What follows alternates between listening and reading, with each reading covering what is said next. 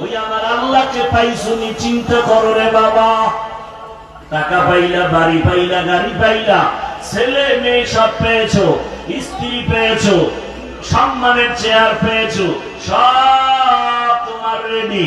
কিন্তু যেদিন চক্ষুটা বন্ধ হয়ে যাবে, আজরাইল যেদিন তোমাকে বাড়ির দরজায় এসে আঘাত আওয়াজ দিয়া রুহুটা নিয়ে যাবে, এখন তোমার ব্যবসা আপন ছিল নাই, বাড়ি আপন নাই, সবাই বলবে ঘর থেকে লাশটা নামাও, সাদা কাপড়ের প্যাকেট বানায় দাও, গরম পানি দিয়া গোসল করাও, বাগানে নিয়ে যাও।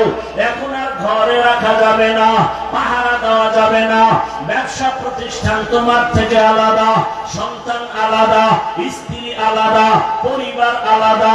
এখন তোমার আপন বন্ধু তোমার পাশে নাই। আল্লাহকে এখন তুই একা।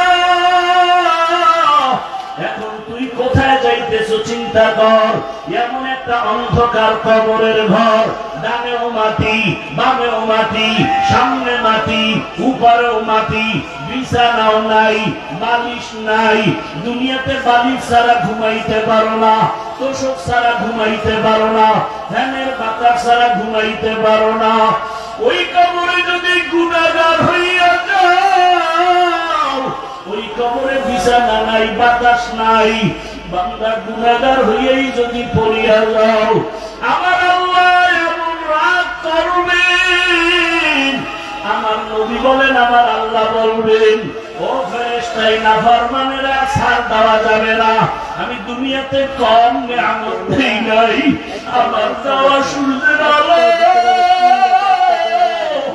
আমার দেওয়া পানি বন্দরে দিলাম, আমার দেওয়া চাঁদের আলো, আমার দেওয়া বাতাস, আমার বানানো জমিনের ফসল, আমার দেওয়া গাছের ফল, আমার দেওয়া নদীর মাছ, বান্দা সব মনের মতো ভোগ করিয়া এখন আমার হুকুম মতো নামাজ পড়ে নাই, পর্দা করে নাই, জিকির করে নাই, তেলাওয়াত করে নাই।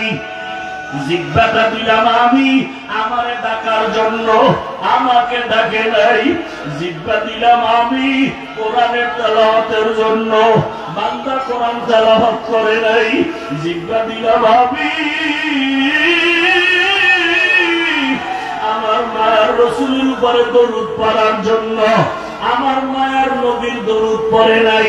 আমি জিহ্বা দিলাম ইস্তেগফার পড়ার জন্য, পড়ে নাই। গল্প করে করে কাটাইলো, মিথ্যা বলে জিহ্বা নাপাক করেছে, গালি দিয়ে জিহ্বা নাপাক করেছে। ও ফেরেশতারা